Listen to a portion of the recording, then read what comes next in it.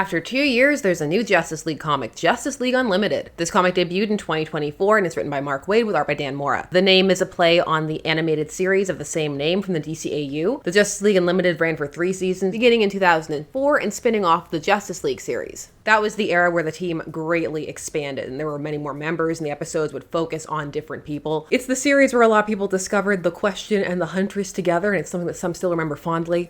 So, what are you wearing? Blue overcoat, fedora.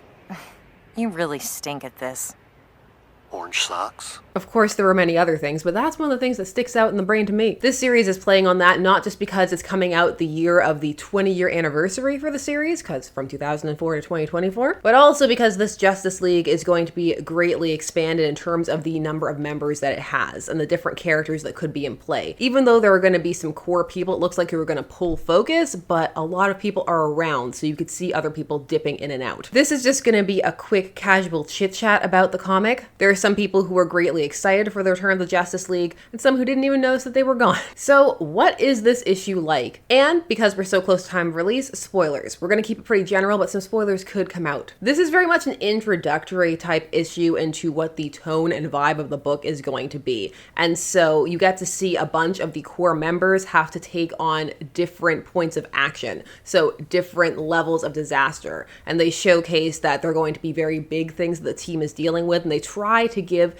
each character a little moment to showcase how they're being sent out and why they're being distributed to each scene. It's meant to show that this type of team is supposed to be more efficient because they have so many members. They're supposed to be able to deploy who they need to certain situations. It takes particular time with Star Sapphire to try to get her situated because she's one of the newer players on this team. There are a couple of editor's notes here and there, but it's one of those things where you're going to kind of have to jump in and hit the ground running because it is trying to be a jumping on point in terms of it's not trying to rely too heavily on some of the things that came before it, but there are some references in there that if you didn't read those moments, you may not know. Although they don't really linger on that in this issue too much, not so much as they did in, say, All Along the Watchtower. As with any book where you have this many characters, how in tune their voices are is going to vary from character to character. In terms of this, it remains fairly solid throughout. Nobody really feels truly off. Minor things may stick out. I'm just thinking, because I'm thinking off the cuff, like there is a moment when they're running down the hallway, Airwave and the Flash, and they pass Renee Montoya, who's the Question, and the sheriff on the Watchtower, and she says sup. So that just ties back into, of course, when you have this many characters, not everybody's going to feel exactly on point, but there are some people who feel more in line than others. For example, Batman and Superman, which makes sense because before this, Waid was writing and is still writing World's Finest, which is the Batman Superman team-up comic. Of course, let's throw a time of recording in there. The art in this is beautiful and it certainly sells the gravitas of the team, but in terms of what happened, not too much. There's not too much really that occurs in this first issue. It does lay a big hook at the end, the idea that there's someone who's coming to infiltrate and destroy this team from the inside. It's a setup issue in terms of new threats that will grow into more, such as the villain group Inferno. But on the whole, how this issue is going to land is going to depend upon how excited one is to see the Justice League return. On the genesis and goal of the series, Waid stated, "It was a little bit of both. It was mostly an editorial thing in that we haven't had a Justice League book for a couple of years.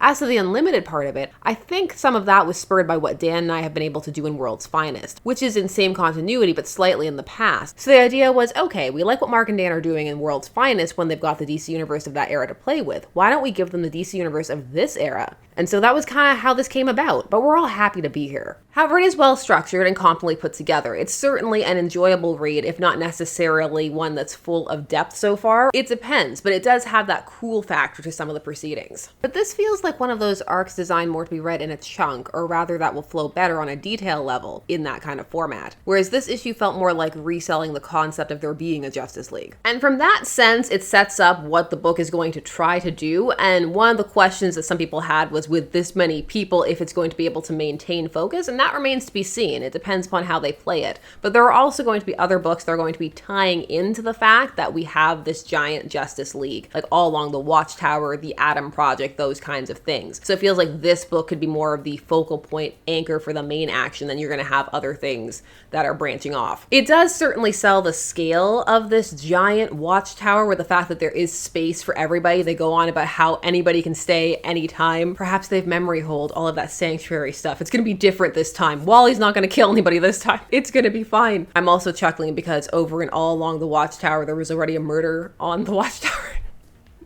It just never works out when they all get together like this. This is also the issue that comes with the Hush 2 prelude at the end, which is part of how they're trying to ramp up sales for it and also get people excited for Hush 2. Killing two birds with one stone, basically. So let's briefly talk about the Hush 2 prelude. This is Jim Lee and Jeff Loeb returning to tell more stories about Hush. They even have a little 2 that's written into the Hush. It's very short. It's just Hush plotting, and there's some narration from Batman talking about how they came to this place and how they're opposites and that kind of energy. Hush is playing with little cutouts. He's clearly going to try and mastermind something. The only thing about the Hush 2, for me, I get kind of hung up on the marketing of it as Hush 2, just because, while yes, it is the return of the same creative team, Hush returned so many times after the initial Hush storyline and very quickly, because the initial Hush storyline was from 2002 to 2003, and it ran in the original Batman series, which they're going to be doing here too. They're going to put it inside the main line. But in 2004, in Batman Gotham Knights, they had a whole Hush Returns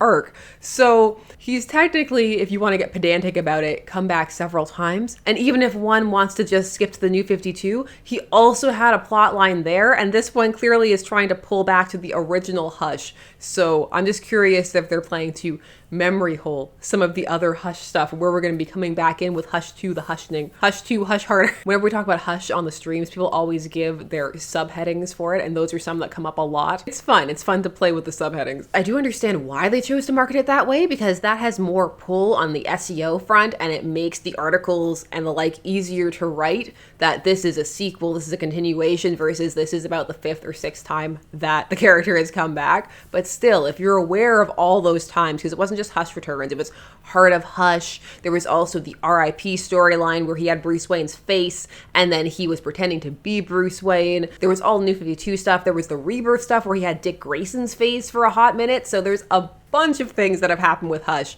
They're burned into my brain because every time they try to outdo them, there was the Detective Comics thing where he kidnapped all the Bat family and was gonna take out all their organs and sell them. There's been a lot of Hush returning, so I'm very curious as to what the return is gonna bring to the table this time. Are you excited for Hush 2? Are you excited for the Justice League? What kind of things are you hoping to see from the series?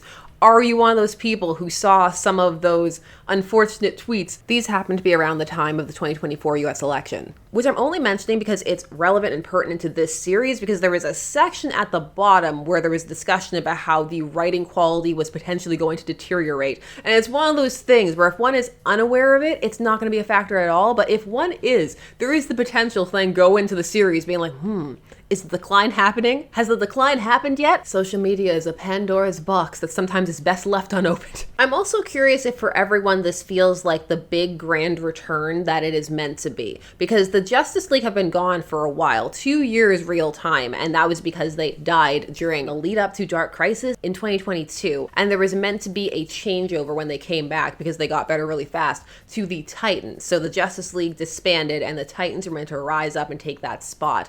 I'm curious for those who were reading during the time, or even those who were dipping in and out, if it felt as if that happened, because if it didn't really feel that way, then this may not feel like the grand return that it is potentially meant to. However, it is fun to see the Justice League back in its own book. For me, I enjoyed Justice League Unlimited, the cartoon. I enjoyed that there was such a large roster of people around to pull from, because you got to see some of the more obscure characters kind of come to the front, and depending upon how you play with that, it can be very fun. So I think there is potential for some interesting combinations, because one of the things they talked about is how they're going to pair people up based on their strengths and the like. So potentially, depending upon how it's written, you could have some fun conflicts arise from that. People who might have the best skill set but not the best interpersonal relationships, that kind of thing. But it remains to be seen how that actually ends up playing out, because as of this issue, it was much more of a brief overview of the concept than getting too deep into it in that way. But on the whole, this was a solid and entertaining read, and absolutely gorgeous. It's worth it for that alone, just seeing all the characters so lovingly rendered, and especially some of the more obscure characters you don't see all the time. Things are also starting to feel a bit more interconnected. As mentioned, there are some other series that are going to pull from this. There are characters who are coming in from different status quos from other series, which was much more common in the past, but has been shied away from in some of the recent years in terms of how continuity has been handled. So it feels like there's going to be a bit more interconnectivity,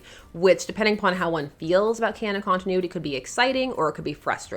I tend to fall more into the exciting camp. There's kind of a reward factor built in, so long as each of the stories can also stand on its own and feels complete, and there's not any kind of pressure or a missing out, or things just don't feel like you're getting the full experience if you don't have everything. It should be an enhancement process. As always, I want to hear all your thoughts. So if you have any very deep concerns or praises, just put them down below. It's a great place to just come and discuss. It's very fun. I want to hear what you think. The whys, the why nots, I want to hear it all. Thanks so much for taking some time today spent discussing comics with me. I always appreciate it. Please do all the YouTube things, like, share, comment, subscribe. There'll be more videos coming very soon, and I will see you there. Bye-bye.